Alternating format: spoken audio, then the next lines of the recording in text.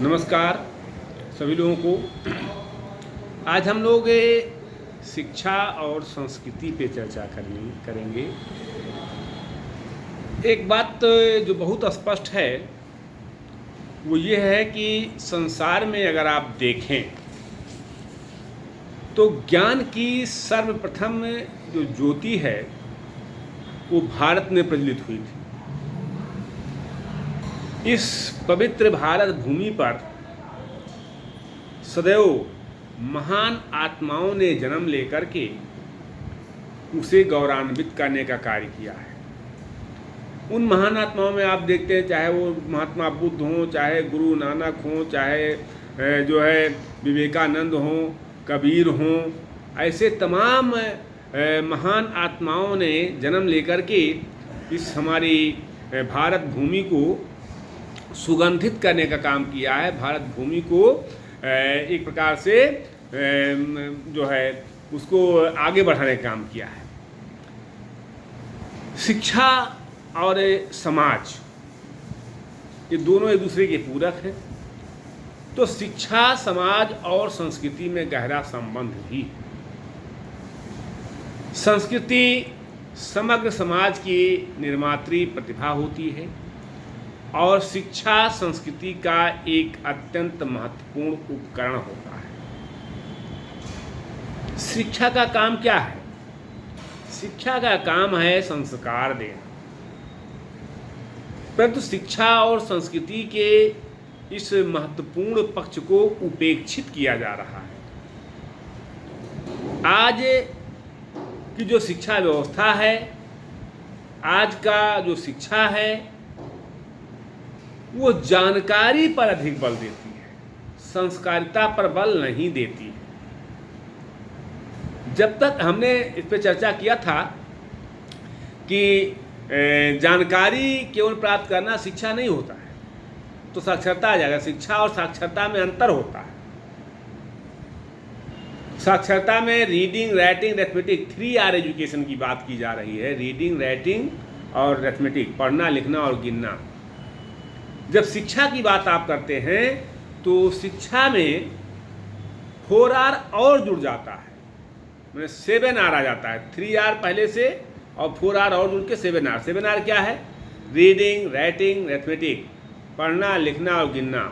Recreation, मनोरंजन जिसको बोलते हैं। राइट्स, आज सब जानता है कि राइट हमको मिलना चाहिए, सब लोग अधिकार जानते हैं। समाज में हर व्यक्ति अपना अधिकार जानता है, लेकिन रिस्पॉन्सिबिलिटी नहीं जानता है, कर्तव्य नहीं जानता है। तो राइट्स, रिलेशनशिप और रिस्पॉन्सिबिलिटी।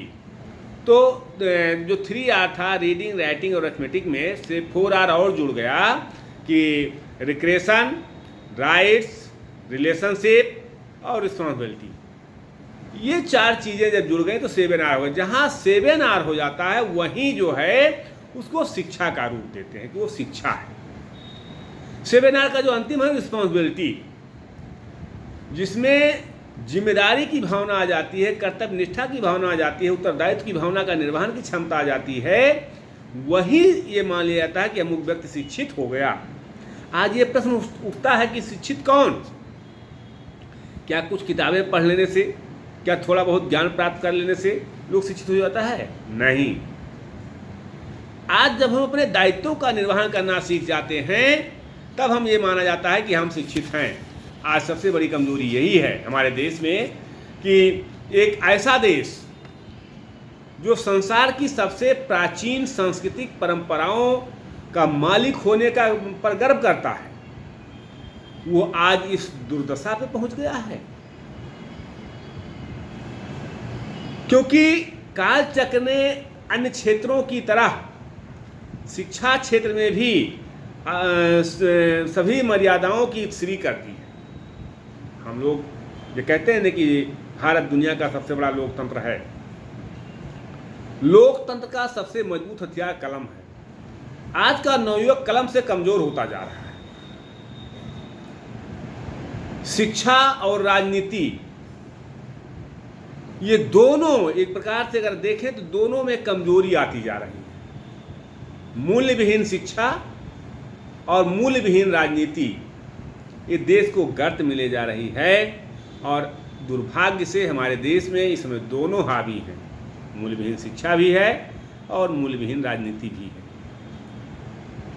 आज प्राथमिक शिक्षा की नींव कमजोर है, माध्यमिक शिक्षा की दीवारें जर्जर हैं और उच्च शिक्षा के कंगूरे बेदम दिखाई दे रहे हैं, उसमें कोई दम नहीं है।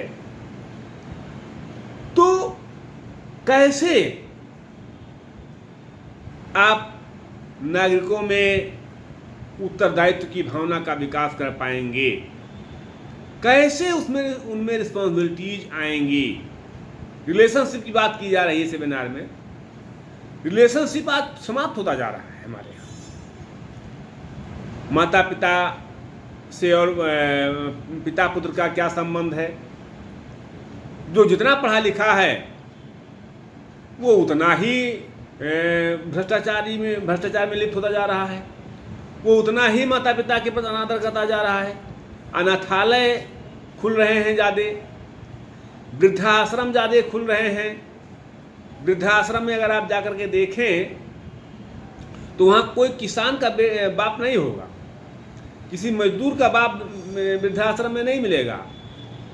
कोई कहेगा मेरा बेटा IAS है, कोई कहेगा मेरा बेटा IPS है, कोई कहेगा मेरा बेटा फॉरेन में है, कोई कहेगा मेरा बेटा डॉक्टर है, कोई कहेगा मेरा बेटा इंजीनियर है। ऐसे लोग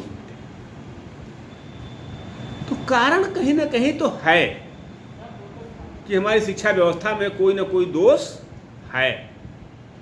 और वो दोष ये है कि हम अपनी कल्चर को भूल गए हैं, अपनी संस्कृति को भूल गए हैं, अपनी सभ्यताओं को भूल गए हैं। जब तक हम अपने कल्चर पर ध्यान नहीं देंगे, अपने संस्कृति पर ध्यान नहीं देंगे, अपनी सभ्यताओं पर ध्यान नहीं देंगे, तब तक इसमें सुधार आने वाला नहीं है। क्योंकि हम लोग BEd विभाग से जुड़े हुए हैं, हम शिक्षकों का निर्माण कर रहे हैं, तो योग्य अध्यापकों का देश उज्जवल भविष्य का देश होता है और कोई भी राष्ट्र अपने अध्यापकों के स्तर से ऊपर नहीं उठ सकता है।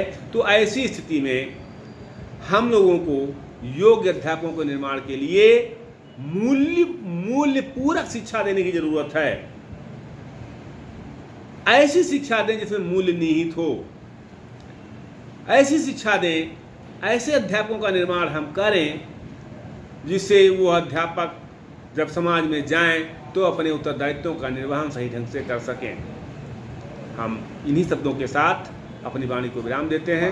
पुनः हम इस पर चर्चा करेंगे। बहुत बहुत धन्यवाद सभी को।